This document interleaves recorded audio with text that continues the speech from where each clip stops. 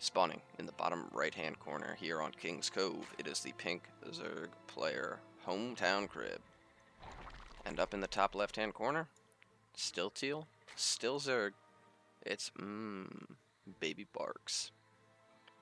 And I think that one of these guys is going to do a different opener this time. I mean, they did matching openers the last two games, and they traded games, so I think that... Yeah, okay, so it is going to be the hatch first here from Barks this time. But Hometown also is going to, he's going to do the 17 hatch, sticking to his guns. And again, you might be saying, you know, oh, look, Barks gets his hatch and his gas faster. He's doing a better build. He's doing a different build, because again, if we take a look at the worker counts, right, Hometown is up 4 workers right now, which at the beginning of the game, that's gonna cause him to scale a little bit better at the cost of having a later pool and a later speed and a slightly later hatch. But I feel like this is going to be an all-in. I feel like this is going to be an all-in, right? When you do these builds that get the hatch a little bit quicker, you can do that to get the larva out a little bit faster. And with this quick extractor, he's going to have 100 gas so quickly. So quickly. I mean, we see he's already at, 80 gas before the extractor of Hometowncrib even finishes. And if we see him pull out a gas here, I think we can confirm our suspicions. Let's see. Oh, well, maybe he's going to do it with banelings. Well, we'll see. 8 lings on the way. And they are going to be going around the overlords, which... Yeah, okay, there's the pull out of gas. Okay. A little bit late, but yeah, this is what this is going to be. Spinecrawler coming up here for Hometowncrib. He's getting that safety spine up. But again, there's going to be a lot of lings coming his way with speed. Oh, actually, he forgot speed. He forgot speed that whole time. Oh, no. Oh, no, that could be bad. That could be really bad. Now, the good news is he is going to dodge the overlords here completely. So, Hometown won't see this coming, but he's gotten so much more time. Right now, the window of where Barks will have speed and Hometown won't is so much smaller. It's so much smaller. And that's really what you kind of rely on to be the real kill pressure of this build, is having speedlings against slowlings. But still, 10lings on the way now, and with these queens wandering out a little bit unsafely, that could be bad. If these 2 queens get picked off, that is a disaster for Hometown. But I don't think it will. I think he's going to get this queen, and he should be able to back off, but they're getting lured out pretty far. This overlord going down. Will it? Yep, it does go down. So it's gonna cause him to get... Oh, he canceled that spine too, didn't he? Yep, there's the Baneling Nest, but I don't think that Baneling Nest is going to be quite in time here. Though maybe it will. Speed is close, getting close here for Barks. But oh no, Hometown's moving out. He's going to move out into a speed disadvantage, and this is a disaster. This is a disaster. Oh no, this could be terrible. All his slings are going to get picked off if they can't get back to fight with these queens. That's his really only hope. He's retreating right away though, and that's very good. He's got his own speed now as well. More lings on the way, and these queens need to be absolute legendary heroes right now, because the ling advantage is solidly in Barks' favor. But again, they do add so much tanking, so much backup damage to this fight. And he's got the defender's advantage. Really missing that spine crawler right now is Hometowncrib. Both the queens go down, and now his drones are under threat. Looks like he might be able to clear this up right now, and when he does, he needs to get banelings right away. He needs to get banelings right away, and he does. 5 banelings on the way. That's perfect, because the second wave is coming in now, but now the banelings should be ready in time. So they only have a few more seconds left. Barks is going to come in. He's going to try and put some pressure onto this Baneling Nest, but he's going to be forced to retreat, and he's going to be zoned by these Banelings. Again, Hometown still got a big worker lead. Oh, big Baneling hits. Big Baneling hits. And again, worker lead here for Hometown. And that army, while it may be a little bit bigger... Ooh, getting some more drone pickoffs, that's nice. While the army may be bigger here for Barks, it's not better when there's Banelings. Right now he's trying to do everything he can to even out those workers. He's actually doing a very good job. He's now down only 2 workers, so actually really good damage here by Barks. But again, the unsung hero, the third hatchery. The third hatchery is up, and I think Barks knows that, you know, maybe he still thinks he's down a little bit on economy, which he kind of is, but he knows that with that third hatch, all things even, a player as good as Hometown he's gonna outscale him.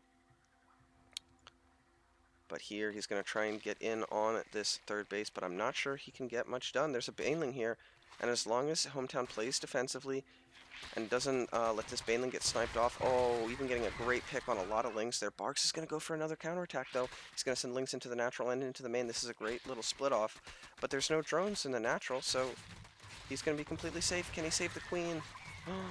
Oh, queen goes down. Even some Lings here preventing that. But oh, there's action all over as Lings and Banes are just rotting around. Baneling Nest will finish soon here for Bark, so he will be able to fight on that more level playing field of Ling Bane to Ling Bane. Oof, 22 Lings on the way here for Barks. He is not taking his foot off the gas pedal, and with these... this could be dangerous. Looks like Hometown's going to get a little bit of counter-aggression of his own going. And with these three Banelings here, Barks might not see them coming. He might not see them coming. Here come the Lings. And he's going to say, well, okay, you still have a big army. But he can retreat back to these Banelings, and that would be really nice. Some great pickoffs already on some of the Lings, but oh no!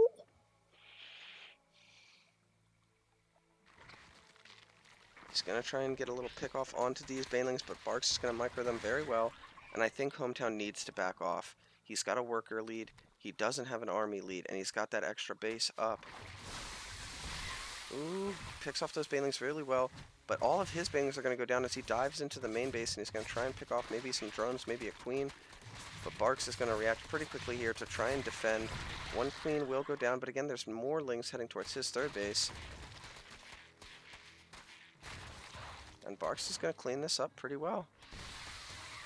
While the third base of Hometown starts to come under assault. But more Lings coming out here. He's going to clean up all these, and we are seeing another great ZVZ here on King's Cove. Holy cow. Again, once again, the army advantage is in favor of Barks. But we're seeing him go back to worker production for the first time in a while. But so is Hometown. He just built a lot more drones, and there's a big Ling Bane force about to be hitting him, and these Lings even gonna try and go around, but there's a Baneling here. There's a Baneling here. Oh, you gotta be careful. You have to be very careful. He's gonna have a lot of Banelings of his own as well. Roach production has now begun. One Baneling, one Baneling. Oh, two Banelings die for one Baneling. That's a great trade-off, especially since he still has a big Baneling advantage. One Roach coming out here, it's going to get a Baneling kill, but that's about it. If this Baneling can get a big hit onto the Lings, he can still stabilize with more of his own Roach's Banelings, but oh, he's going to go for the pick-off on it. Some nice Roach micro there to kill that Baneling. Barks behind this, building 8 workers that will get him to about parity. Ooh. But I'm not sure there's enough. This Baneling needs a big hit. It could have killed so much. And now, with the Banelings down, I think Barks is feeling good. He's still got this big army. He might be able to get more done. He's about evened up the worker count, and he's getting his own third base now, but it's just starting. He's going to trade out. He's going to kill all of those Lings. I think these 2 queens also are dead, which is nice. Getting 2 queens. These drones are getting in on the action here with the fight, but everything will get cleaned up here eventually. And okay, so let's take a look at the game state here. Hometown, much bigger army right now. Barks, behind this, has gotten his economy up to about even with his opponent, and is teching up to lair. There's no lair for Hometown, but Hometown's third base is done, and Barks is still on the way. He's going to get 10 Lings, but he's going to be able to soften this hatchery up an awful lot before that happens. And I think he might even be able to get a kill with these Banelings here, too, to zone the Lings. If he focus fires this down, I think he can kill it. If he focus fires it down, I think he can kill it. And he does. He forces the cancel. That is fantastic there for Hometown. As that third base is going to be so much later than it already was even before. But the lair's done. Roach speed has started, and we're going to have to see if maybe Barks opts for a Nidus play. Supply's starting to tilt very heavily here in favor of Hometown, who's massing up roaches. And while he won't have the roach speed as quickly, I mean, if you've got twice as many roaches, they still get the job done. And ooh, he's even gonna get on this hatchery again if he right clicks on it. Quick reactions here from Bark, so he should be able to save it, but again, softening it up a little bit more. And Hometown's going to take that opportunity to try and scout out with the rest of these lings. Just make sure that it's roaches and not a spire, which you will see. That's good to know. And there he gets his Nidus Worm.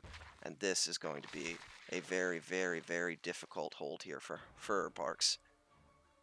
I mean, just taking a look at the unit count right now, it is 16 roaches to 4, with 11 more roaches on the way here for Hometown. Now the roach speed is ahead. No other upgrades. Ooh, Hydra Den. Okay, so this is he's gonna be going for fast lurkers. And I think this could prove disastrous a little bit just because lurkers not gonna be out in time for this attack, and they are a pretty big investment. I think that Hometown is gonna Nidus outside the third. No, it's gonna be into the main. Barks, I think, gets the notification from the Nidus, but he has not reacted yet. He doesn't know where it is. He does not have vision of it, which makes this very difficult. He doesn't know whether it's going to be in the third or in the main, but it's in the main. And the roaches are here, and he could catch the roach warren. Oh, goodness. This is a big army here from Hometown, but it's going to fight a little bit segmentedly.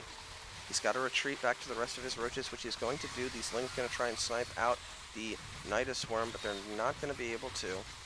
But Barks might just have enough here. 3 drones have gone down. This is a close fight-ish, but more roaches coming out here for Hometown. The army supply in his favor. The defensive advantage mitigated largely by that Nidus. And he's losing drones behind this, and he can't really afford to be losing drones. As these armies trade out, it is Hometown who will be the one that can replenish this a lot better and a lot faster, and he even, I think, has enough of an army advantage that everything's going to go down. Just barely enough here for Hometown. I guess not barely, but enough. Hits a great timing. GG is called, and Hometowncrib takes a 2-1 advantage.